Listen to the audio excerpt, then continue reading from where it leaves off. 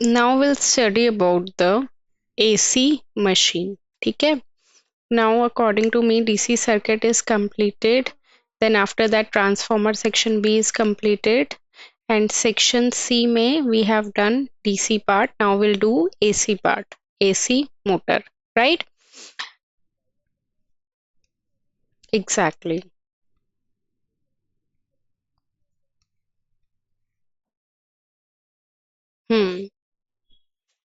AC motor is divided into two categories. One is known as the induction motor and another one is known as the synchronous motor. As I told you earlier also, the difference between induction and synchronous.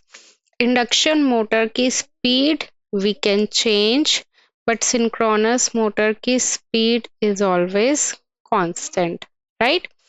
So let's discuss about the induction motor first. Induction motor कौन सी motor होती है? जो तुम्हारे fan में use होती है. ठीक है. अब इंडक्शन मोटर को फर्दर इन्होंने क्या कर रखा है? दो कैटेगरी में डिवाइड कर रखा है. एक होता है हमारे पास सिंगल फेज इंडक्शन मोटर और एक होता है हमारे पास 3 फेज इंडक्शन मोटर. ठीक है, क्लियर है? तो अभी मैं जो तुम्हें बता रही हूँ that I am telling you the basic principle of 3 phase induction motor. ठीक है. अब 3 फेज इंडक्शन मोटर में हमारे पास 3 फेज सप्लाई होती है. इन induction motor also will have 2 parts. One is the stator, another one is the rotor. Right? Stator जो stationery होता है, रोटर जो रोटेटिंग होता है. Correct? Now next one is the stator. सबसे पहले बाहर इसमें क्या होता है? स्टेटर होता है. And in the stator we are giving the 3 phase supply R Y B. ठीक है.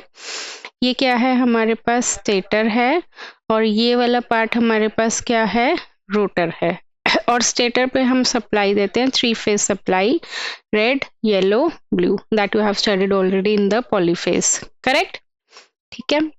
अब मान लो यहाँ पे रेड कलर की windings they have put it और यहाँ पे इन्होंने येलो कलर की वाइंडिंग्स लगा दी और इसी तरह यहाँ पे इन्होंने ब्लू कलर की वाइंडिंग्स लगा दी.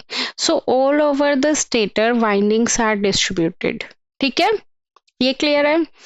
नाउ तुम्हें एक चीज पता है, whenever there is a flow of current then in that case magnetic field is produced. Right? तो उस केस में मैग्नेटिक फील्ड होता है. तो यहाँ पे भी देखो करंट तो फ्लो हो रहा है ना, तो इसका मतलब यहाँ पे भी क्या होगी? मैग्नेटिक फील्ड प्रोड्यूस होगी. बट ये magnetic field is continuously rotating, that's why it is known as rotating magnetic field. Okay, it is known as rotating magnetic field and that is denoted by RMF. अब इसमें हमारे पास क्या होता है कि यहाँ पे हमारे पास क्या होता है कि रेड कलर की वायर है तो उसमें करंट कॉन्टिन्यूसली चेंज होता रहता है. ठीक है, चेंज कैसे होता है वो देखो. एक सप्लाई तुम्हारी 0 से स्टार्ट हो रही है, positive supply, and then negative पे एंड हो रही है. ठीक है. एक सप्लाई तुम्हारी मान लो येलो वाली, इट्स नॉट फिक्स्ड बट मैं उसके अकॉर्डिंग बता रही हूँ, पॉजिटिव से स्टार्ट हो रही है एंड देन यहाँ पे ऐसे एंड हो रही है. और एक मान लो ब्लू वाली नेगेटिव से स्टार्ट हो रही है और एक पॉजिटिव देन यहाँ पे ऐसे एंड हो रही है. मतलब ऐसा नहीं है कि जो मैंने रेड येलो ब्लू नोटेशन लिए वही सेम नोटेशन रहेंगी, नोटेशन चेंज हो जाती है. बट ये फिक्स्ड है कि एक वायर 0 से स्टार्ट होती है, एक पॉजिटिव से और एक नेगेटिव से.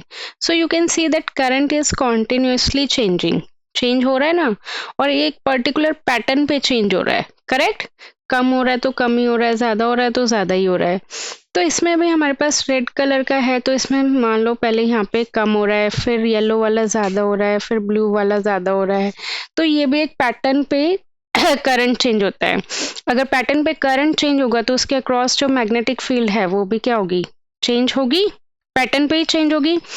तो मैग्नेटिक फील्ड कॉन्टिन्यूसली चेंज हो रही है. जैसे यहाँ 10 है, मैं एक रैंडम बता रही हूँ, 20, 30, 40, 50, 60, 70, 80, फिर 10 आ गई, तो उससे क्या लग रहा है कि जो मैग्नेटिक फील्ड है it keeps on rotating. Magnetic field तो हमें दिखती नहीं है, नहीं दिखती ना, मैग्नेटिक फील्ड तो हमें दिखती नहीं है, बट हमें लगता है कि magnetic field keeps on rotating, correct. तो इसको हम क्या बोलते हैं टेक्निकल लैंग्वेज में, आरएमएफ। यहाँ तक बताओ, यहाँ तक कोई। अब आफ्टर दैट मैंने तुम्हें एक स्टार्टिंग में कंसेप्ट बताया था मशीन का कि if will have north pole and south pole, then after that will have coil. तो कॉइल कीप्स ऑन, जब कॉइल को मैं रोटेट करवा रही हूँ तो it will cut the magnetic flux, right. when it will cut the magnetic flux, then in that case current will induced in the coil according to the Faraday's law of electromagnetic induction, that is E is equal to minus n d phi by dt। उसने simple कहा था कि flux change होगा तो current भी change होगा, sorry flux change होगा तो करंट उसमें इंड्यूस होगा। अब मैं चीज उल्टा कर रही हूँ, उल्टा इन द सेंस कि नॉर्थ और साउथ पोल है ही तुम्हारे पास और बीच में कॉइल है।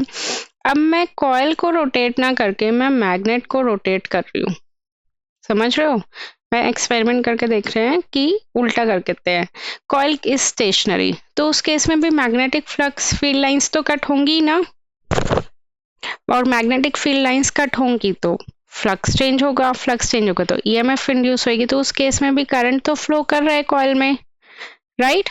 तो बात है कि ये चाहे तुम कॉइल घुमा लो और मैग्नेट स्टेशनरी रख दो, या तुम मैग्नेट घुमा लो और कॉइल स्टेशनरी रख दो, in both the cases current will induced in the coil, correct. तो same is the case over here कि यहाँ पे तुम बाहर की साइड देखो, magnetic field is rotating, right. Magnet field क्या कर रहा है, रोटेट कर रहा है, तो अंदर की कॉइल क्या है, stationary, so that means EMF will induced and EMF will induced in the rotor, correct. ठीक है, उसके बाद देखो यहाँ पे कुछ ना कुछ मैग्नेटिक फील्ड प्रोड्यूस हो रही है ना, यहाँ पे भी कुछ ना कुछ मैग्नेटिक फील्ड प्रोड्यूस हो रही है। अब मतलब यहाँ की मैग्नेटिक फील्ड कैसे है, करंट फ्लो कर रहा है तो उसकी वजह से कुछ मैग्नेटिक फील्ड प्रोड्यूस होगी। अब दो मैग्नेटिक फील्ड है, एक स्टेटर की मैग्नेटिक फील्ड है और एक रोटर की मैग्नेटिक फील्ड है, दोनों मैग्नेटिक फील्ड आपस में इंटरेक्ट करेंगी, दोनों मैग्नेटिक फील्ड आपस में इंटरेक्ट करेंगे, then who will start rotating, rotor और द स्टेटर, कौन घूमने लगेगा, रोटर घूमने लगेगा, and rotor starts rotating. This is how induction motor works, जो 3 इडियट्स में पूछा था ना, हाउ इंडक्शन मोटर वर्क्स, ये वो है।